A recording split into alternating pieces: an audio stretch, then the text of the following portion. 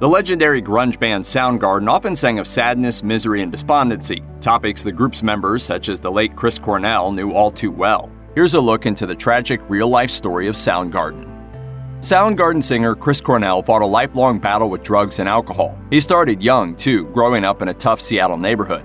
He told Rolling Stone, "We were all selling drugs by the time we were 12, or doing them. I went from being a daily drug user at 13 to having bad drug experiences and quitting drugs by the time I was 14. He told Spin that he quit due to a bad trip that deeply affected him. "I had a bad PCP experience when I was 14 and I got a panic disorder. I became more or less agoraphobic because I'd have flashbacks. From 14 to 16, I didn't have any friends. I stayed home most of the time." Though he dropped drugs, Cornell still struggled with addiction, becoming an alcoholic, and he continued to deal with depression and anxiety. He told Men's Health, "I always had one foot in this very dark, lonely, isolated world. I got very dark and there was a ton of isolation. I had to do a lot of things I didn't want to do. Like I had to admit I made all the mistakes I assumed I would never make. I changed pretty much everything you can change."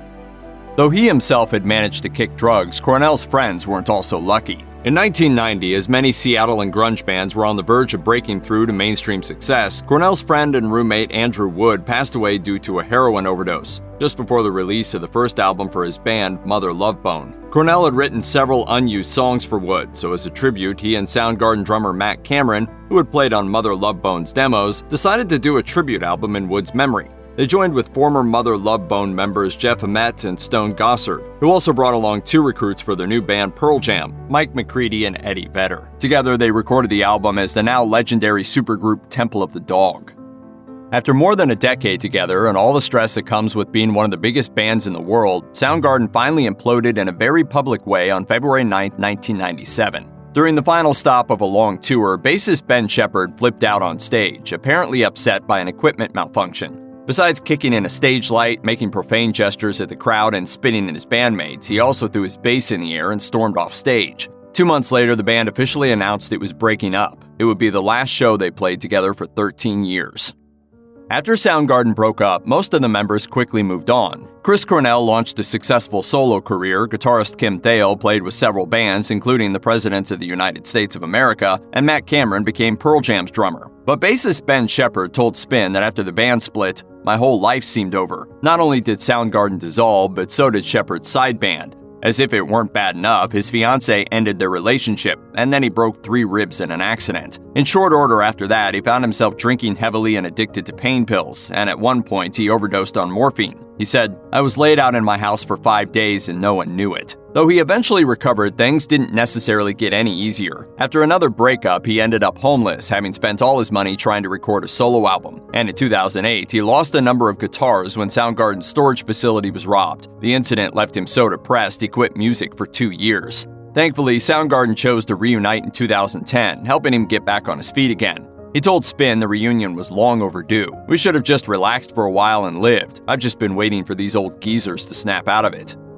Guitarist Jason Everman endured an abusive childhood to become a rising star in the Seattle rock scene, but all that got him was the chance to become the answer to a trivia question. Who was the only person to be fired from both Nirvana and Soundgarden? Yes, Everman joined Nirvana in 1989, but after reportedly becoming depressed and withdrawn, the band fired him. Luckily, Soundgarden needed a new bass player. Everman was hired and played with the group for over a year, but they eventually decided he just didn't fit in and fired him as well. Just a few months later, both bands would be catapulted to superstardom with the release of Nirvana's album Nevermind and Soundgarden's Bad Motor Finger. After reuniting in 2010, Soundgarden continued playing together, even releasing a new album at the end of 2012. In 2015, they began to work on another new album, but the band came to a shocking and tragic end in 2017 when lead singer Chris Cornell suddenly passed away on May 17th. After playing a show with Soundgarden in Detroit, Cornell reportedly went back to his hotel room and called his wife, Vicki Cornell. She realized immediately something was wrong and called the band's bodyguard for help. He broke down the door and discovered Cornell's body. The authorities later ruled that he had taken his own life.